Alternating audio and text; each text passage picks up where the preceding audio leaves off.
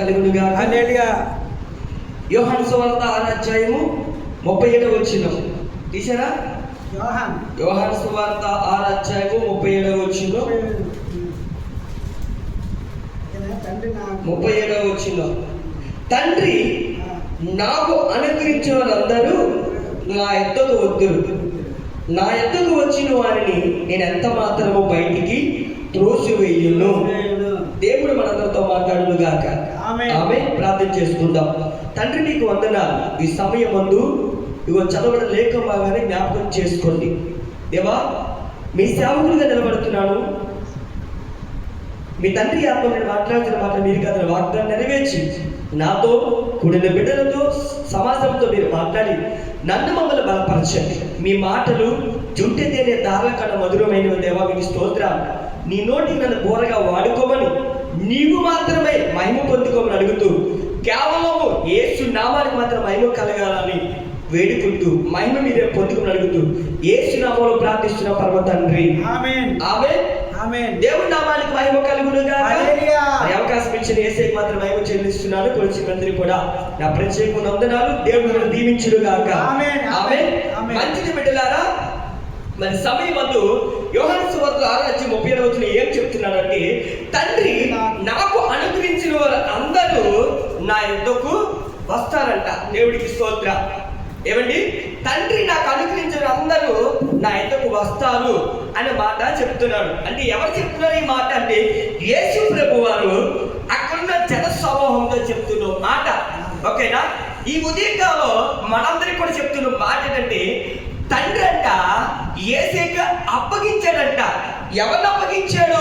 ప్రపంచంలో ప్రజలందరినీ యేసేకి అప్పగించాడు. దేవుడికి స్తోత్రం. అంటే తండ్రి ఎవరినైతే అప్పగించాడో వాళ్ళందరూ కూడా యేసు దగ్గరికి వస్తారంట. దేవుడి నామానికి మాత్రం మహిమ కలుగునుగాక. నువ్వు అనుకోవచ్చు, కుటుంబంలో నేను ఒక్కటే రక్షింపబడ్డాను, ఇంకా నా కుటుంబం రాలేదు, అయ్యో పరిస్థితి ఏంటి అని అనుకోవచ్చు. నువ్వు బాధపడచ్చు. ఎప్పుడు వస్తుంది నా కుటుంబం? నేను నమ్ముకొని ఒక 5 సంవత్సరాలు అయిపోయింది, 10 సంవత్సరాలు అయిపోయింది, 20 సంవత్సరాలు అయిపోయింది, ఇంకా నా కుటుంబం రాలేదు అని బాధపడచ్చు. కానీ దేవుడు అంటున్న మాట తెలుసా? తండ్రి అయిన దేవుడంట కుమారుడికి అప్పగించాడంట.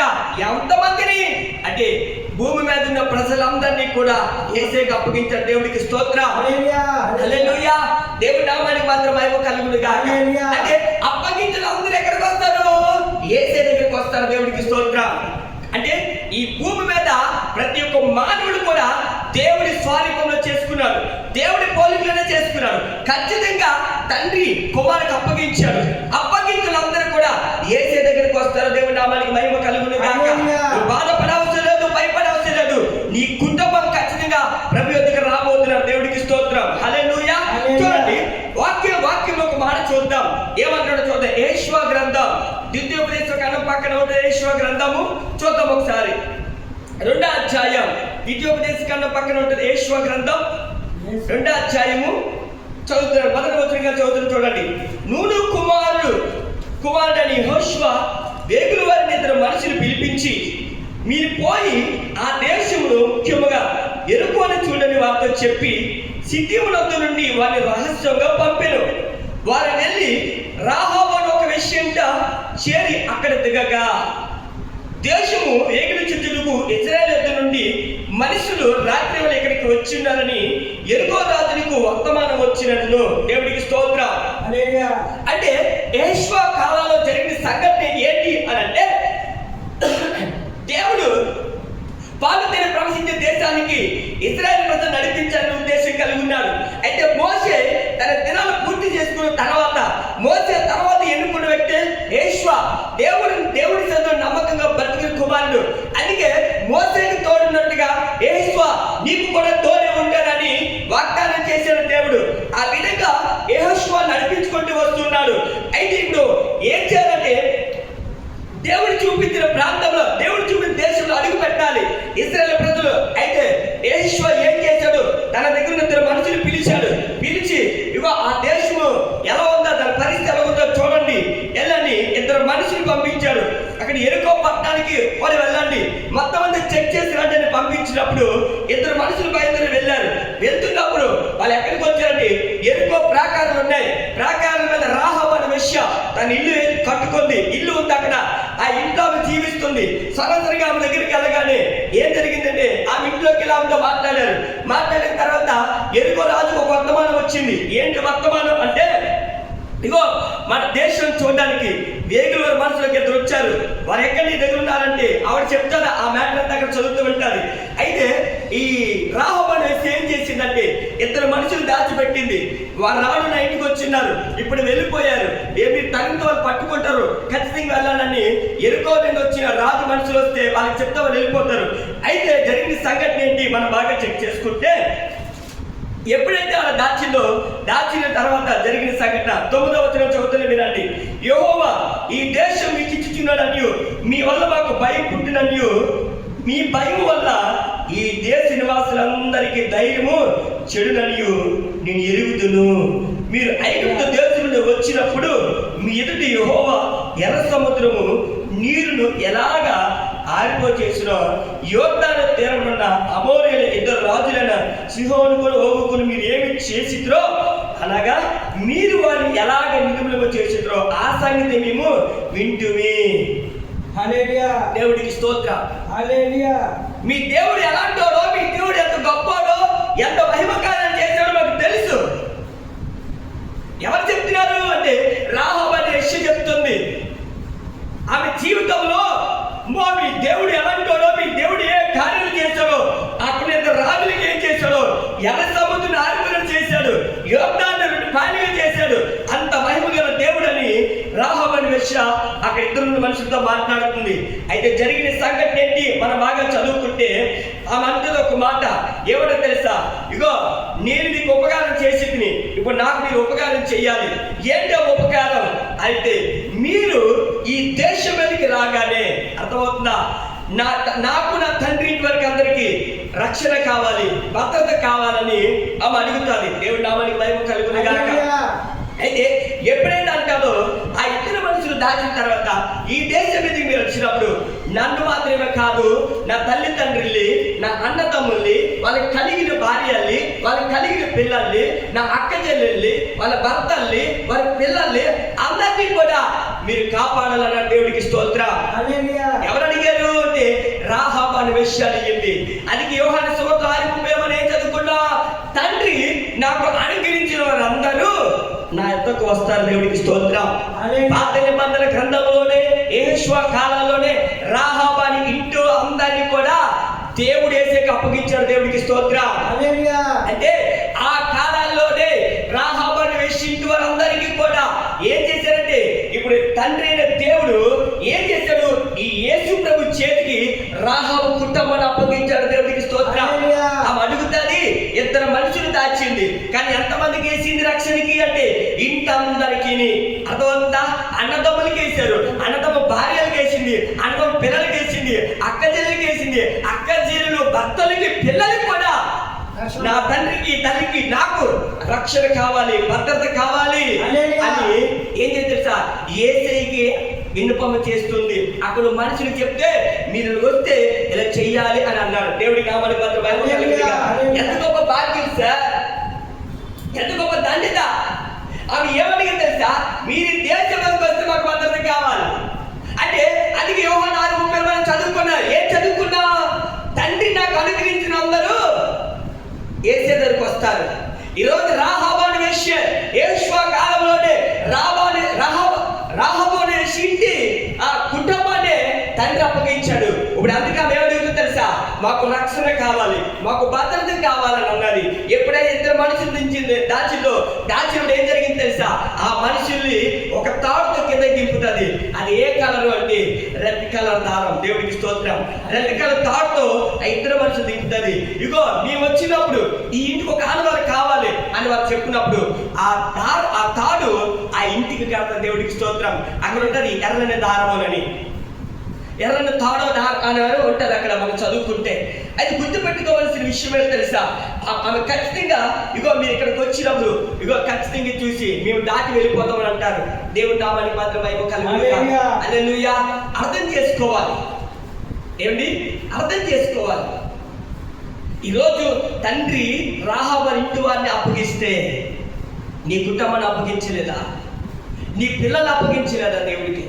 నీ కుటుంబం అందరినీ కూడా యేసేకి అప్పగించాడు. ఇప్పుడు ఏమవుతుంది? ఖచ్చితంగా యేసు యొద్దకు వస్తారు. రాహాబు ఇంటందరికీ కూడా దేవుడు ఉచితమైన కృప తెలుసా, ఆయన ఇంటందరినీ కూడా రక్షించుకున్న దేవుడు నామానికి మాత్రమే కలుగును గాక. హల్లెలూయా! ఎంత గొప్ప ధన్యత, ఎంత గొప్ప భాగ్యము. అంటే రాహాబు ఫ్యామిలీ అందరూ కూడా యేసుకి అప్పగించాడు కాబట్టి ఆమె మాకు రక్షణ కావాలని అడిగింది. రోజు అలాంటి కుటుంబాన్ని రక్షించుకున్నప్పుడు దేవుడు కృప మన కుటుంబాన్ని కూడా దేవుడు రక్షించుకుని బాధపడకు. ఏంటి కుమార్తె ఇంకా రాలేదనుకుంటే, నీ భర్త ఇంకా అనుకుంటున్నావే, నీ కుమారుడు ఇంకా రక్షించాలనుకుంటున్నాను. నేను దేవుడు తండ్రి అయిన దేవుడు యేసుకి అప్పగించాడు అందరినీ కూడా. యేసు దగ్గర ఖచ్చితంగా అందరూ రావాల్సిందే. ఈ రోజు ఆలస్యం అవుతుంది, రేపు ఖచ్చితంగా రావాల్సిందే. దేవుడు హల్లెలూయా. అంటే దేవుడి ఉద్దేశం అప్పగించాడు, జరగాలంతే.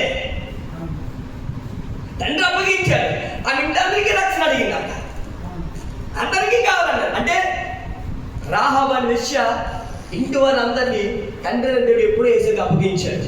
అందుకే ఆమె ఏం తెలుసా, మాకు వచ్చిన మమ్మల్ని కాపాడండి, మమ్మల్ని రక్షించండి అని ఆమె ప్రాధాయపడింది. దేవుడు నామానికి మాత్రమే కలుగును గాక. ఎంత గొప్ప ధన్యత, ఎంత గొప్ప భాగ్యం. ఈరోజు నిజంగా ఆమె జీవితంలో ఇచ్చిన ధన్యత ఆవిడికి. ఆమె ఇంటందరికీ కూడా రక్షణ కలిగింది. ఇంటందరికీ కూడా ఏమిచ్చాడంటే రక్షణ ఇచ్చిన దేవుడికి స్తోత్రం.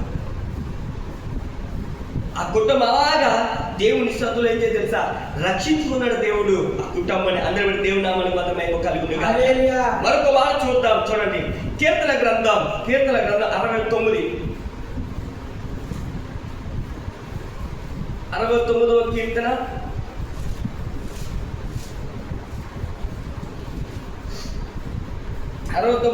18వ వచనం. నా ఎద్దుకు సమీపించి నన్ను విమోచింపుము అంటున్నాడు. దేవుడికి స్తోత్రం. ఏమంటాడండి? నా ఎద్దుకు సమీపించి నన్ను విమోచింపుము అని అన్నాడు. ఎవరు చేస్తున్నారు ఈ ప్రార్థన? దావీదు భక్తుడు. దేవుడి నామానికి మాత్రమే కలుగును గాక.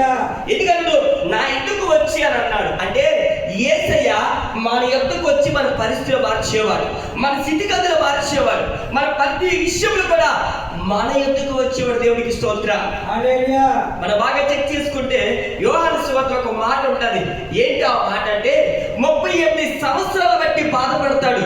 ఏంటి? పక్షవాయుతో. దేవదూత వచ్చి బెతెస్దా కోనేటి నీళ్లు కలుపుతుంటే ఎవడు మొదట దిగుతాడో వారికి స్వస్థత కలుగుతుందంట. ఎవరైతే మొదట దూకితే వారికి స్వస్థత.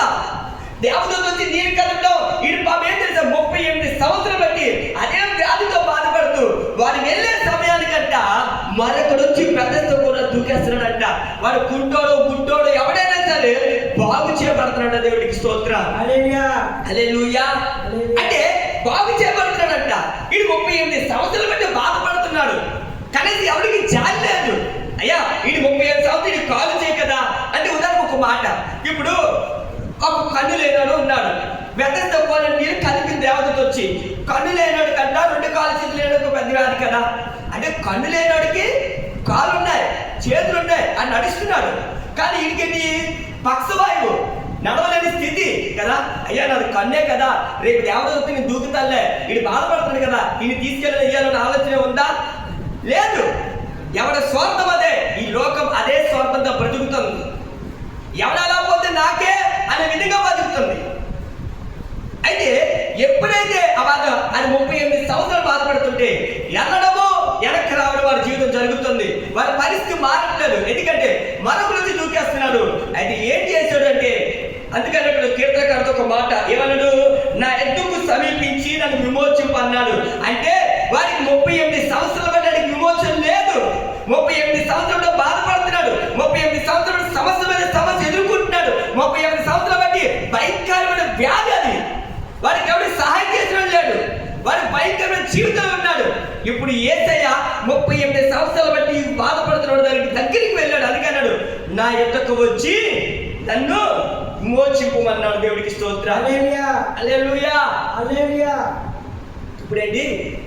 అనారోగ్యం వచ్చింది కదా. అనారోగ్యం వస్తే మనం ఏం చేయాలా? డాక్టర్ దగ్గరికి వెళ్ళాలి. డాక్టర్ దగ్గరికి వెళ్ళాలి లేదా? ఆడ మా ఇంటికి రమ్మంటే వస్తాడేంటి? రాడు కదా. నీకు ఏ వ్యాధి హాస్పిటల్ నువ్వు వెళ్ళి చూపించుకోవాలి. నేను ఇది కదా నా ఇంటికి వచ్చి చూడు అనే పరిస్థితి కూడా లేదు. డాక్టర్ ఖచ్చితంగా హాస్పిటల్కి వెళ్ళి కలవాల్సిందే. అర్థమైందా? నీకు ఏ సమస్య ఉన్నా ఖచ్చితంగా నువ్వు వెళ్ళాలి.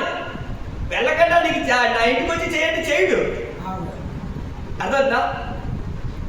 ఇది 38 సంవత్సరాలు బట్టి దూకుదామని ఎంత రావట్లేదు. కానీ 38 సంవత్సరాలు బట్టి ఎన్నో ప్రయత్నాలు చేసినా సరే మనడు కాకపోతే యేసయ్య డైరెక్ట్ గా వాళ్ళ దగ్గరికి వచ్చాడు. దేవుని స్తోత్రం. అంటే అది 38 సంవత్సరాలు బట్టి విమోచన లేదు, నడవలేని స్థితి. అది ఏం తింటున్నాడో, అది 1-2 ఎక్కడ అవుతుందో, అది భయంకర పరిస్థితి. వాడి దగ్గరికి యేసయ్య వచ్చి మనం విమోచించాడు. దేవుడికి స్తోత్రం. అది నా యేసయ్య గొప్పతనం.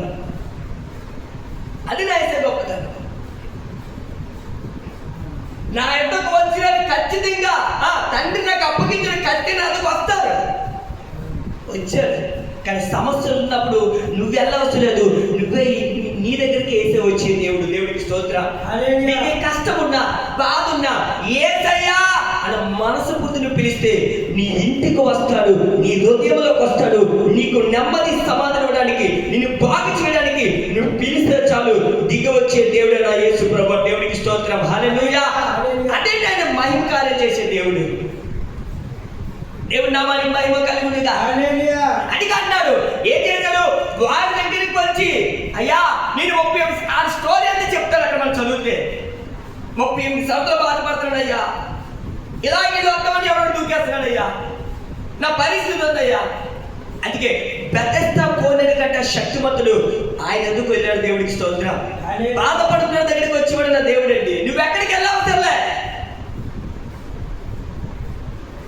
నువ్వెక్కడికి వెళ్ళవసరలే, నీ దగ్గరికి వచ్చే దేవుడు నా యేసు. అదిగడు నీ ఏ సమస్యతో ఉన్నావో, ఏ వ్యాధితో ఉన్నావో, ఏ బాధతో ఉన్నావో, ఏ ఆవేదన చెందుతూ నాకు తెలియదు. సంగమా వింటున్న మాట అంటే బిడ్డలారా ఖచ్చితంగా ఒక్క మాట యేసయ్యా నా ఎదుకు రావాలి కానీ వచ్చే దేవుడు అని. దేవుడికి స్తోత్రం. దేవుడికి స్తోత్రం. అందుకన్నాడు కీర్తనకారుడితో, నా ఎద్దుకు సమీపించి నన్ను విమోచింపమన్నాడు. ఏమిటి? నా ఎద్దుకు వచ్చి నువ్వే రా దగ్గరికి, నన్ను విమోచింపు. నువ్వు పిలిస్తే కదా వస్తాడమ్మా, నువ్వు పిలవాలి కదా. నీ పరిస్థితులు కూడా నువ్వు అలా కురుకుపోవడం ఎందుకు, బాధపడడం ఎందుకు, నలిగిపోవడం ఎందుకు, ఎవరైనా అనుకోండి ఏసే పిలవపడం ఎందుకు? నువ్వు పిలు, నేను విమోచించే దగ్గర ఉన్నాడు. దేవుడికి స్తోత్రం.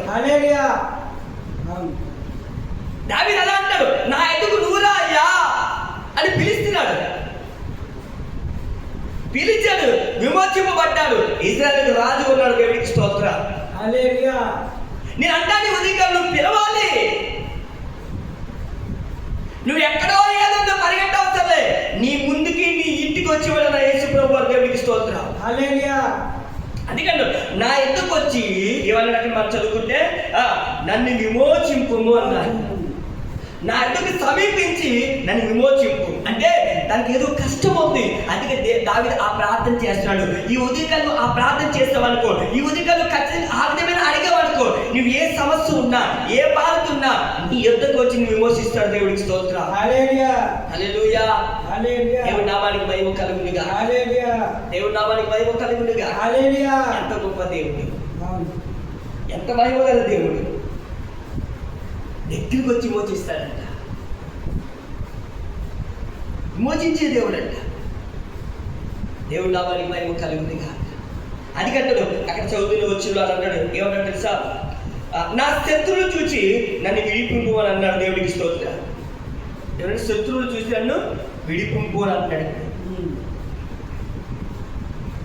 ఇక నా చుట్టూ ఎన్ని శ్రమలను చూడు, నా పరిస్థితి చూడు.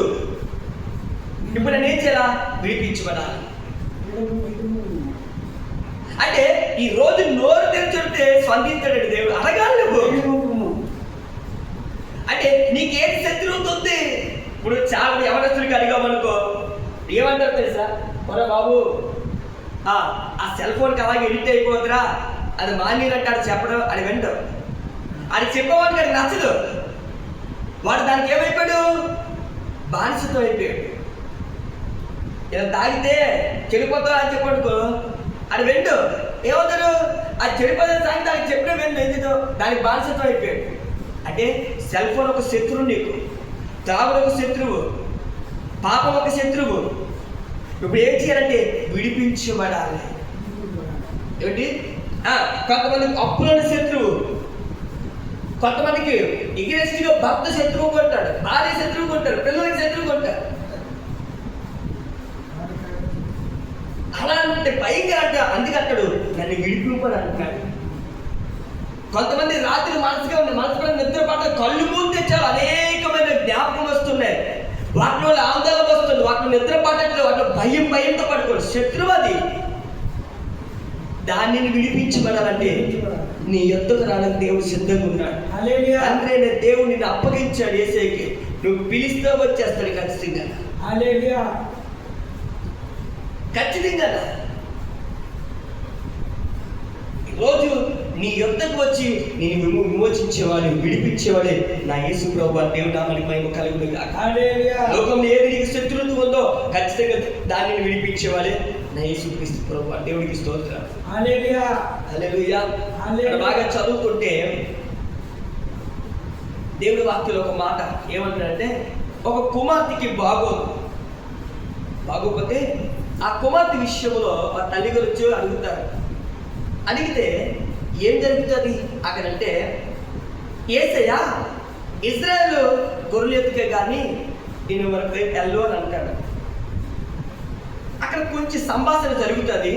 జరిగిన తర్వాత యేసయ్య యజమాను వాళ్ళ పిల్లలు తినే రొట్టె మొక్కలు కుక్క పిల్లలకు వేయడం వ్యక్తమని అక్కడ మాట్లాడితే, ఆ తల్లి గారు ఒక మాట అంటాడు, అయ్యా నిజమే, యజమానుడు పడవేసిన మొక్కలు కుక్క పిల్లలు తిన్న వ్యక్తమే, మేము కుక్క పిల్లలు అంటూ వారమేనయ్యా అని ఆమె అక్కడ విశ్వాసంతో అన్నప్పుడు ఆమె యేసు ప్రభు ఒక మాట, అమ్మా నీ విశ్వాసం గొప్పది, నీ కుమార్తె బాగుంటుంది, వెళ్ళు అన్న మాట చెప్తాడు. నేనంటాను ఈ కాలంలో యేసయ్య ఒక్క మాట చెప్పాడు, ఆమె కుమార్తెకి బాగుపడ్డదంట. ఒక్క మాట నీ జీవితంలో చెప్పని, ఒక్క మాట దేవుడు ఒక్కసారి నీ జీవితంలో అవకాశం ఉంది దేవుడికి. ఒక్కసారి నీ ఇంట్లో పిలిచేసే, ఒక్కసారి నీ కుటుంబంలోకి రమ్మనేసే, ఒక్కసారి వచ్చాడా విమోచన దొరికితే దేవుడికి విడుదల దొరికితే దేవుడికి స్తోత్రం.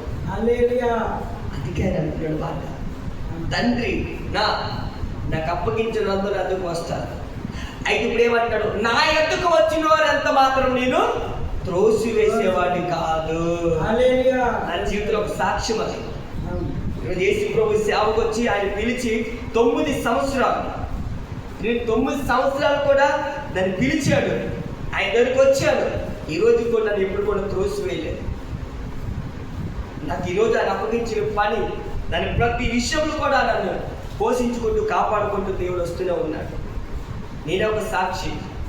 నా ఎదుగు వచ్చినంత మాత్రం త్రోసివేయని మాట ఇచ్చాడు దేవుడు. ఆయన ఎదుగు వెళ్ళాను, ఈ రోజు నన్ను త్రోసివేయలేదు దేవుడు. ఎన్నోసార్లు దానికి అవిధేయ చేసేనేమో కానీ ఏ రోజు కూడా నాకు దేవుడు నాకు ఇలా చేస్తాడని ఇలా చేస్తాడు, నా మీద ఇప్పుడు చేసే ఆయన ప్రేమతో ఇప్పుడు ప్రేమిస్తూనే ఉన్నాడు. దేవుడికి అందుకే యేసే ఎందుకు వస్తే నిన్ను త్రోసివేసే దేవుడు కాదు, నిన్ను విడిచిపెట్టే దేవుడు కాదు, నిన్ను బాధపరిచే దేవుడు కాదు. కానీ ఇగో నా ఎందుకు వచ్చిన ఎంతమంది నేను త్రోసివేయను, నేను ఖచ్చితంగా నా బిడ్డలు పట్టుకుంటాను, ఖచ్చితంగా నా బిడ్డలు ఆకర్షించుకుంటాను, ఖచ్చితంగా నా బిడ్డలు రక్షించుకుంటాను, ఖచ్చితంగా బిడ్డలు బాగు చేస్తానని చెప్పే దేవుడు నా యేసు ప్రభువు. దేవుడికి అందుకే నా ఎందుకు వచ్చిన ఎంత మాత్రం నేను త్రోసివేసేవాడిని కాదు. త్రోసివేయండి నేను తండ్రి నాకు అప్పగితే అందరూ అందరికి వస్తాడు. అయితే నా ఎందుకు వచ్చినంత మాత్రం నేను త్రోసివేసేవాడిని కాదు. దేవుడికి స్తోత్రం. అంటే యేసయ్య అని పేరు అతను మనకు అర్హత లేదు. ఎందుకో తెలుసా, ఆయన పరిశుద్ధుడేంటి, ఆయన మహనీయుడేంటి, మహగనుడు.